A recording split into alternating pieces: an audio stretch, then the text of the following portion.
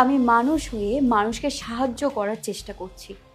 আর ওনার জায়গায় অন্য কেউ হলে আমি এটাই করতাম। আমার কাছে সবার আগে মানুষ। আচ্ছা তুমি বলো, তোমার পরিবারে যদি এরকম কারো রোগ হয়ে থাকে, তুমি কি তাকে ছেড়ে চলে যাবে? উত্তর দাও। বিয়ের পর নিজের পার্টনারের সুখ দুঃখ ভাগ করে নিতে হয়। তুমি শুধু সুখের ভাগ নেবে, দুঃখের ভাগ নেবে না, সেটা তো হতে পারে না। তোমার যদি এতই এর প্রতি দয়া হয় তাহলে তুমি ওকে বিয়ে করে নাও।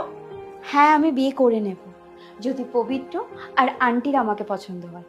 আমার তো পবিত্রকে পছন্দ হয়েছে।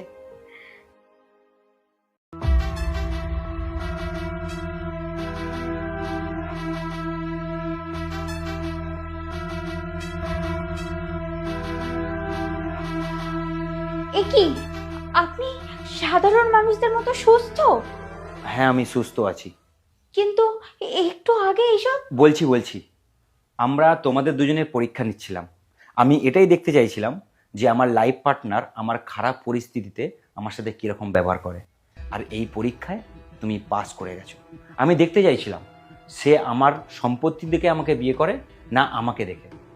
আমার মনে হয় আমার লাইফ পার্টনারের জন্য তুমি ভালো হবে। তুই একদম ঠিক বলেছিস। তুমি আমাদের বাড়ির বউ হওয়ার জন্য একদম সঠিক।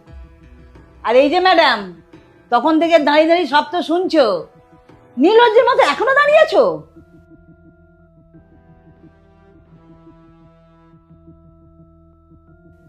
মা, তোমার প্ল্যান সব সময় কাজ করে।